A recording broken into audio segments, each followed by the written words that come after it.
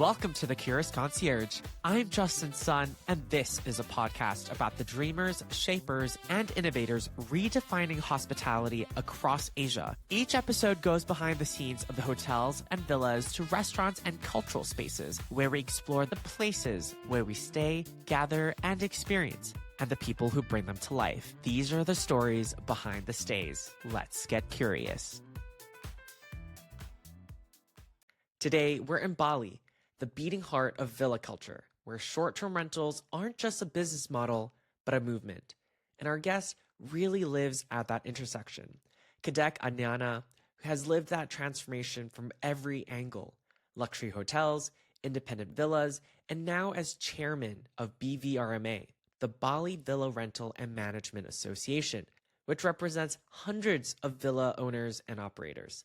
Kadek began deep in the tourism world and has helped steer the villa and short-term rental space of Bali into something more professional, more community-oriented, more future-focused. He's also the founder of Individual Bali Villas, a company that embodies what local, sustainable, community-led hospitality looks like. We'll talk about how Bali's short-term rental ecosystem matured, how regulation and culture coexist, and why the future of hospitality in Asia might just be written from Bali itself. Kadek, welcome to the Curious Concierge. Hello, everyone. I'm Kadek. Nice to meet you all.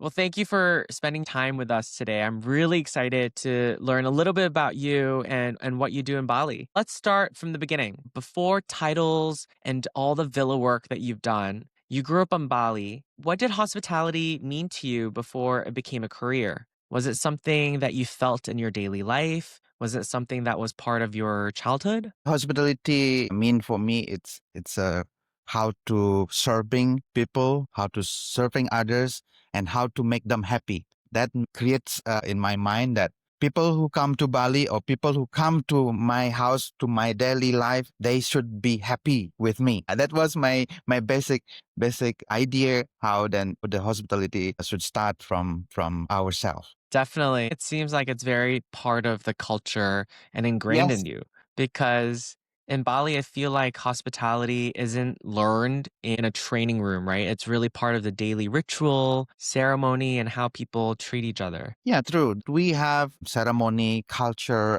tradition, everything based on how to make the harmony. So to make a harmony, we have to start it from smile. So when you see people in Bali, they always smile every time and then start their daily life by smile. This is, for me, it is starting of the hospitality. I love that. So I would love to learn a little bit about you. You began your journey in tourism, first training as a guide, then moving into guest relations and other hands-on roles across villas. What were some lessons from those early years, and what really drew you deeper into hospitality? Yeah, actually the environment, because we are living here in Bali surrounded by tourism businesses. And I was guiding for several years, and I was asked by some uh, tourists, and mostly they were interested to invest in Bali. They want to make a house, they want to rent a house, and then starting to live in Bali when they have retired. I was thinking on that moment, why don't I make a company that is serving villa rental? They were asking for help. How do they find property or something like this? And those kind of requests lead me to start the business. When I started, there were not so many villas on that moment. It was around 2007. There are so many resorts in Bali, yeah. Big resort, big hotels, five-star hotel. And many people like to go to a five-star hotel. No one interested in a bungalow or in a private house, and they didn't know about that. And starting from my era, many people interested in staying in a private house. Villa starting in the 2010. Clearly, there was a lot of interest from all the different clients and guests that you were helping and serving, but was there a defining moment where you saw that gap? I was inspired by a company in Bali. I saw so many properties were built. They need management. They need company to organize the marketing, organize the internal stuff like housekeeping, and not the same like people working in a five-star hotel, but the people who are working in a private house must able to work all in one. Butler, chef, housekeeping, all in one person must be able to do that. And I was thinking in the future there must be a opportunity to create a company to provide this kind of ability and to support those properties. I was thinking I'm very confident on that moment to build up my own company. Given your experience as a villa manager, having worked on many, many villas previously, and now focused on individual Bali villas, how Yeah. has that journey been for you? You started with a couple homes and now with multiple properties, and I'm sure a large team. It must be incredible to see the growth of not only your company, but also yourself, having seen the landscape grow from zero to, which we all know today, Bali is crazy insane with the short-term rental industry. How has that been for you? The villa industry in Bali from the beginning have already shown that will be a big business because many people looking for a private house. I was thinking then one day in Bali, not more than 10 years, will be developing a lot of properties like this, will develop in every tourism spot starting from Seminyak and then Ubud, Canggu, and nowadays in every village having private home for rentals. To the culture and then regarding to the situation in Bali with this industry. Some of them are ruining the culture, ruining the environment, ruining the nature. So it is the risk that we face at the moment. And many Balinese are losing their nice rice field, nice environment, and more building now than a green area.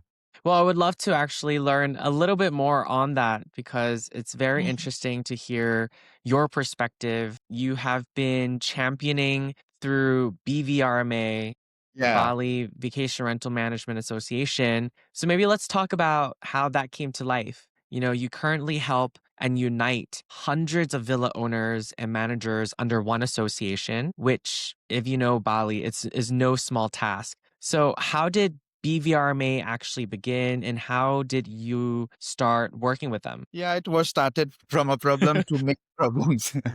Yeah. We saw a lot of villas in Bali are built without any permit and they were built in a green area. They were built by design that were not in line with the culture, with not in line with the environment, and many scammers and around many things that really not level of good service where the quality tourism is that there's issue about traffic, issue of safetyness, rubbish, so many issues facing by a small Bali. Not many people care about this. As a Balinese, we're having a feeling that if we don't move now, make a social action, then we will not see Bali anymore in 5 to 10 years to be still sustained like now. Now it's already ruined by those situation. If we don't make a social movement, then nobody will care about Bali. My analogy is like where a swan having a, a gold egg. People only looking for their eggs, but not taking care of the swan itself. So then one day the swan will not be alive anymore. The egg will not be able to produce anymore. No people will come to Bali and then Bali will really off from everything. So Balinese people income is coming from tourism. I think it's already now 80% of Balinese people are relying on tourism industry. We don't have any gold mining. We only have tourism. So we have to take care of this. So that's why I'm thinking that together to collect those company who are care about Bali in the future. So I collect them who are having commitment to take care Bali in better way. Mm. I was So on that moment, I was spreading those idea between friends and also industries and social media, and many people were interested in my ideas. Why don't we make Mm, one organization that really care about this situation? We started from small thing, how to prevent the scammer. On that moment, it was so many criminal that people were used to book property in Bali, and when they come, the villa is not exist there. It was scammed by people from outside or people, local people, we don't know. We reported to the police, to the government, and they didn't respond. So I was thinking why they didn't respond. If we talk based on our company, no government will listen to our protest or to our request. But when we gather, then we have power to talk, power to move, to make the government work, to make the rule, to be able to take action. The government like to make rule, but they never take action. So sometimes we mm. have to move them to push them to work. So we use this organization to make them work. I put it in a slogan called NELSUS. So in this organization, we can do NELSUS: networking, learning, solution, and the last, sustainability. So this organization have to be able to create network between the same industry to the world networking. Like ITB Asia, we could make a promotion Mm. abroad. ITB Asia, ITB Berlin, maybe in Mata Fair. From that networking, we saw that a big opportunity to build up connection, business to business, business to government, business to the market, from local into international. And then secondly, this organization can be used as a learning center where we can invite people to uh, teach us how to gain the competition, for example, put our property in OTA, social media, and also how to serving good quality management for villa industry. We invite the expert, maybe like monthly or every 2 months, to learn a trend that. So I'm thinking about that. Sharing knowledge, people have more knowledge about tourism, about hospitality, they can share in the group. Amazing.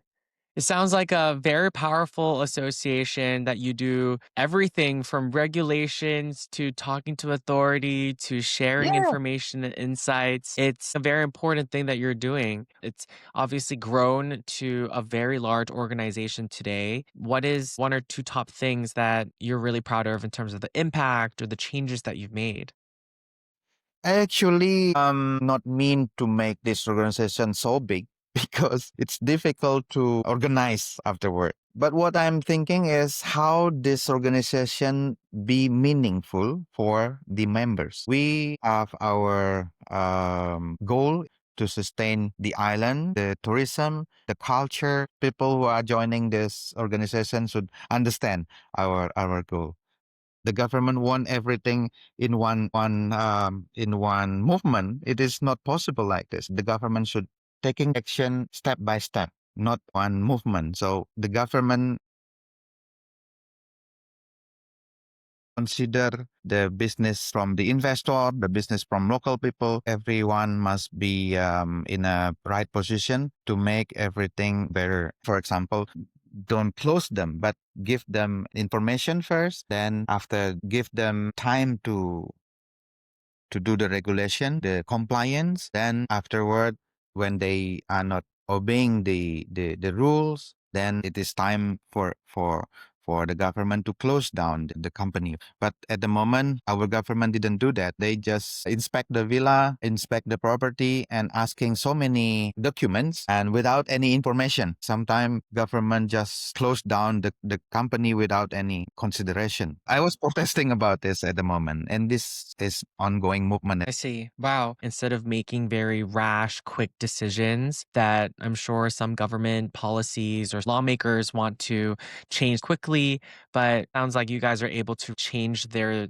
thinking process and give time to everyone so that everyone has a say, a perspective to share. So, from your perspective, how has the Bali's villa market evolved over the last decade? You've been part of it since 2007. What's changed? So what we call villa, including everything, including the service, the style of building, the area of the villa itself located, easy to notice that this is a villa, this is a hotel, and this is a private house. We were able to recognize that. Nowadays, this is not like that anymore. Now the private house called villa, and they are easy to list in a online travel agent OTA and become a rental property. From the registration, they are a private house, but then become a villa, but without Mm. any services or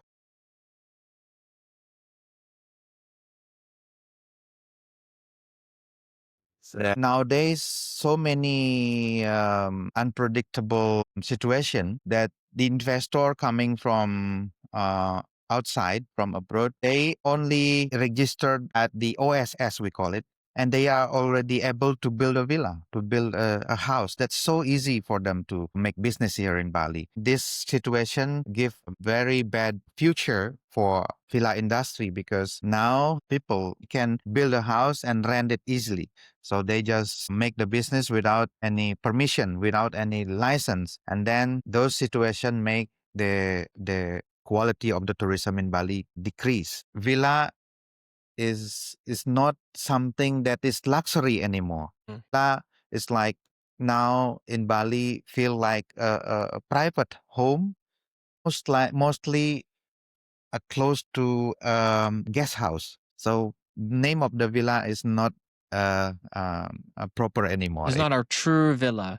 It's just a house, basically. It's just a regular short-term rental vacation house. There's no standards, there's no villa Yeah. services, and you're losing that quality. And also it sounds like everyone now is able to just easily change their home address into a vacation home, and it's losing the quality, the essence of what a true villa experience is. And it sounds like it's just kind of going downhill from there. Now people are really afraid of booking a villa in Bali. They are afraid to be scammed because sometimes they saw everything beautiful, but when they come, there is no service there. There's the facilities, the security also is not standard. I'm thinking in the future, the government should also manage this situation because now the industry, the tourism, really in Bali become big issue in the world. Like this year, flooding everywhere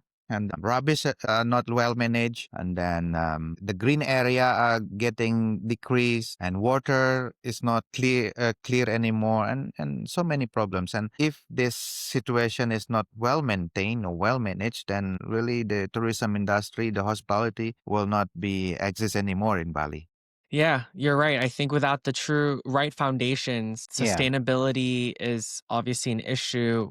The environment, the ecosystem, people go to Bali for that, right? We've seen this huge influx of Yeah. buildings and oversupply, but we're also seeing a rise in the different types of guests, right? We're seeing people stay longer, digital nomads who are now trying to have a family in Bali and trying to stay longer. So how have these new traveler types of Bali, reshape the operations and expectations? Has it created more problems because, they're building more stuff, they're trying to make more money, they're staying longer? What do you feel about that? Yeah, as long as the government organizing the situation well, this situation or this new type of travel to Bali, I think it's very good for Bali. But the government at the moment slow respond and do not have blueprint. What will be the future of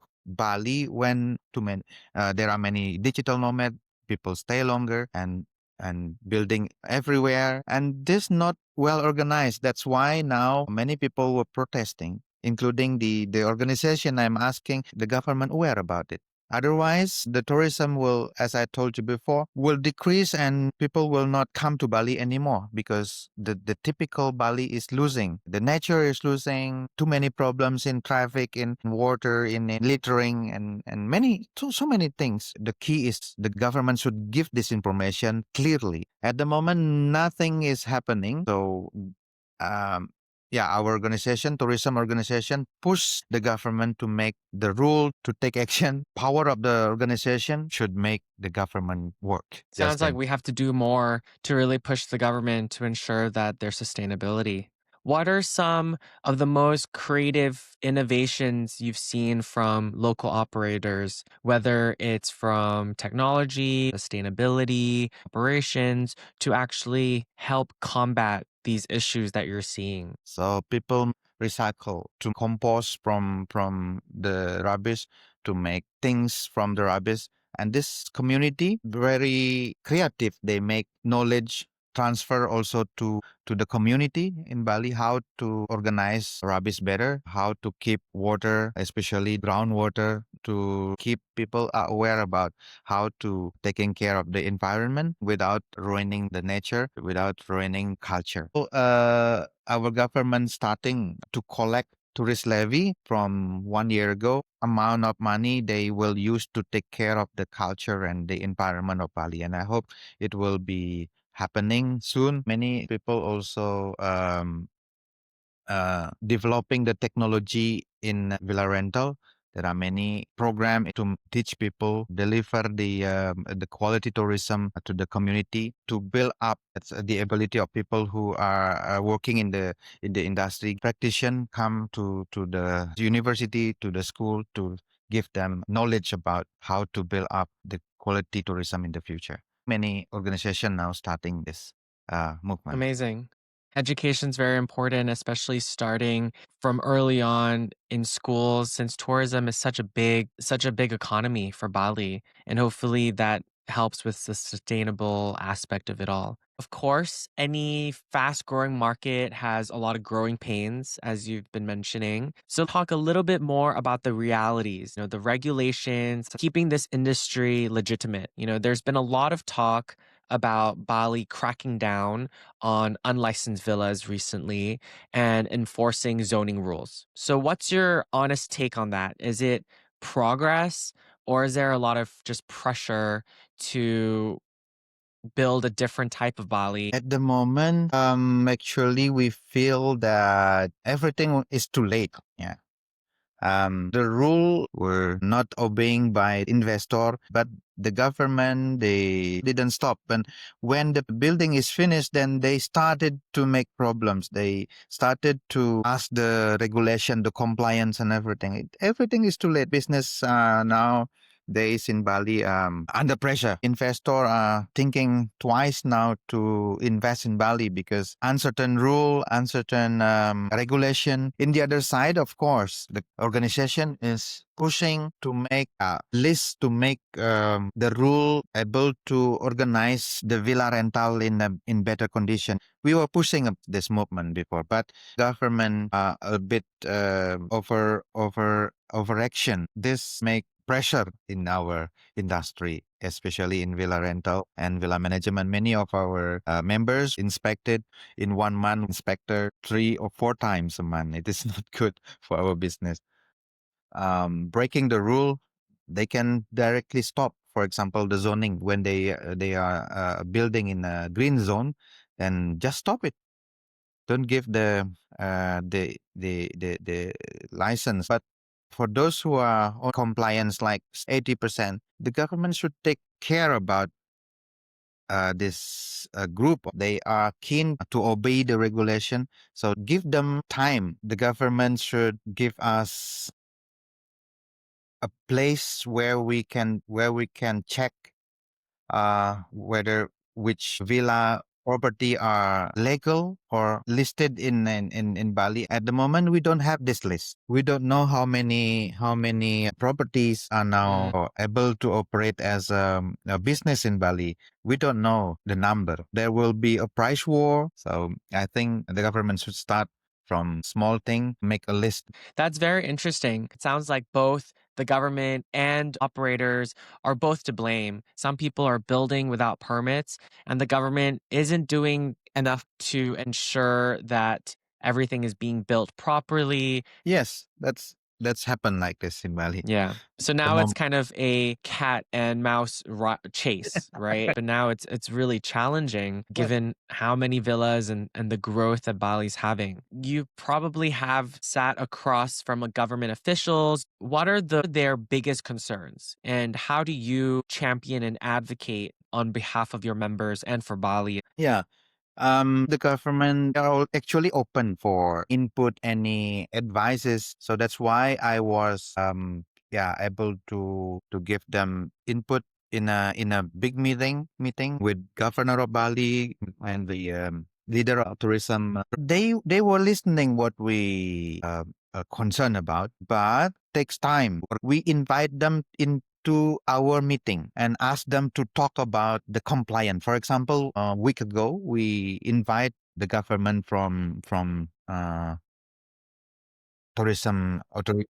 We invite also the governor of Bali to explain how the regulation applied for villa industry, attended by 120 members. Everything was clear stated by the government, and now everyone have a reference that this type of compliant to operate the villa. So everyone now have the reference, and soon we will upload the YouTube.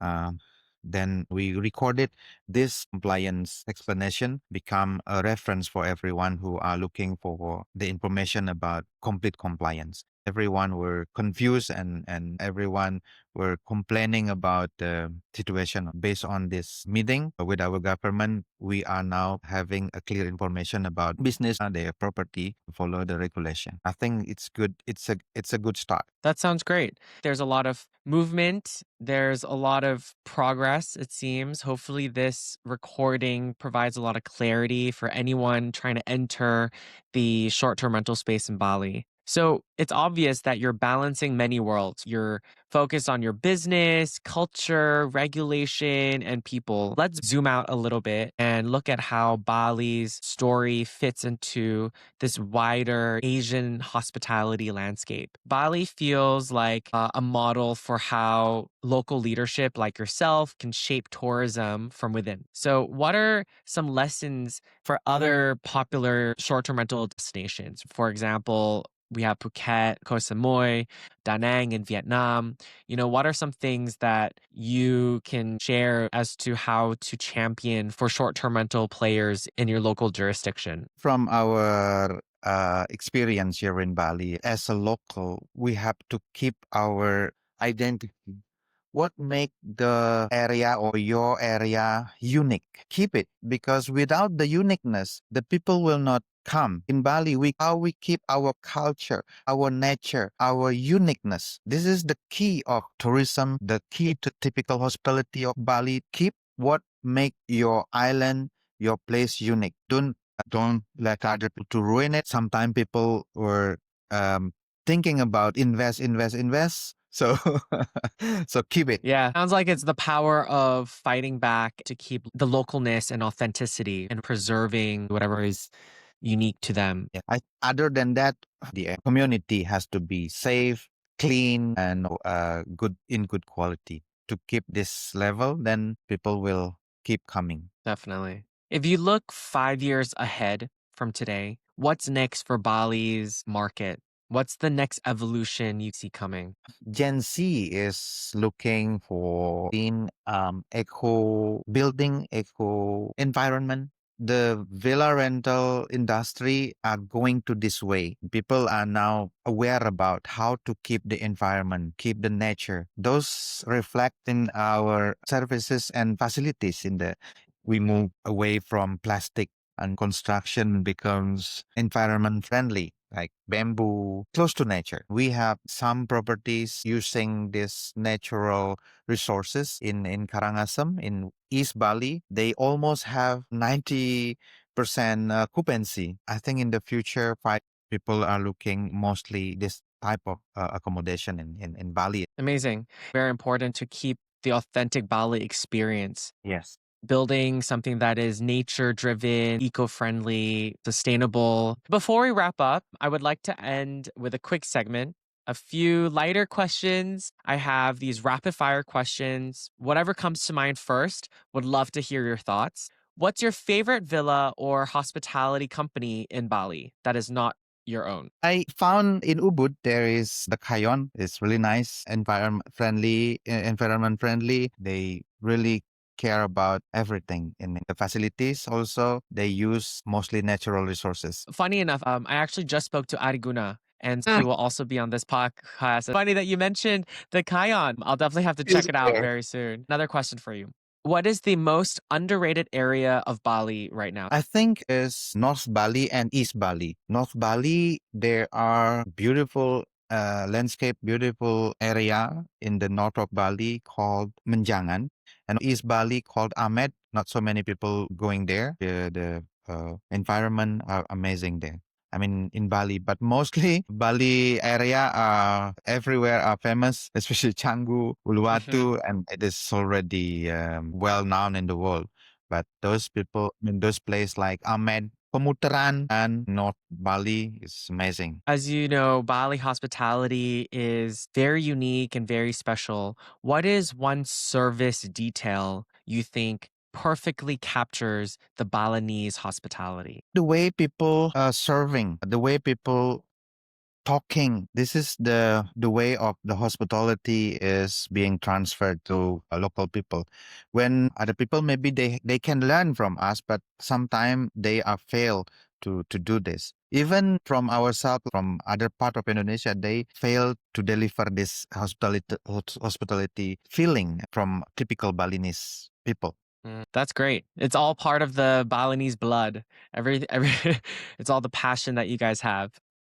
And now our curious question. If you had to start over and rebuild Bali's short-term rental community from scratch, knowing everything you know now, what would you do differently and why? No.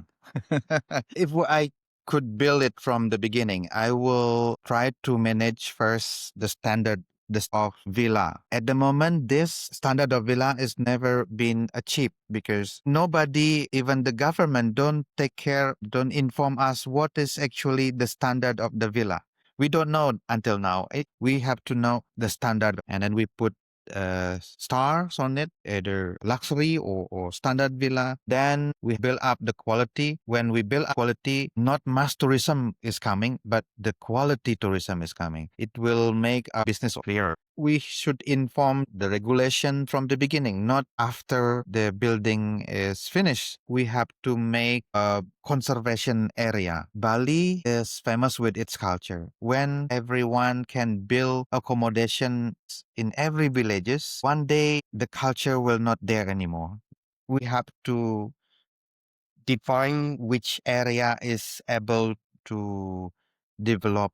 This is very important for Bali. Without this protection, one day Bali will not be visited anymore. East Indonesian are much more beautiful than Bali, but people keep coming to Bali. Why? Because of the feeling. They feel happy, they comfortable, healthy because of tradition, safe environment, and of course the local hospitality. Hopefully, we'll continue to build and push to bring back the true Balinese experience for everybody. For young professionals in Bali dreaming of making an impact in hospitality, like you, what's the best piece of advice you'd give them? Young people have to aware about what make Bali unique, loved by the world. So don't forget to social movement, not only looking for money. One more question here. For those who want to learn more, how can our listeners support BVRMA's mission or local villa operators? Should they visit your website? How should they connect with you? We have our website with social media. Follow our activities. Give support whatever you can. We had environment care, activity for learning, activity for networking. Social media especially, we are active. We have charity. So stay tuned and support our positive movement to make Bali sustain. I'll link all your sites and social handles in the show notes below. And I can't wait to see how Bali continues to set the example for community-driven hospitality. Kadek, thank you so much, not just for your time, but for the clarity and the integrity you bring to Bali's villa community. You're really helping shape an entire industry from the inside out. My pleasure, Justin. Please forgive my vocabulary. Sometimes I couldn't express what I want people understand my statement, my message. Very well, so I don't think you have to worry about it. Thank you so much, Kadek. This episode is part of a special 6-part series created in collaboration with Short-Term Rental Asia, a regional organization supporting the growth and professionalization of the short-term rental and villa industry across Asia. Together, we're exploring how hospitality in Asia is evolving from design and regulation to technology, sustainability, and the human stories behind the stays.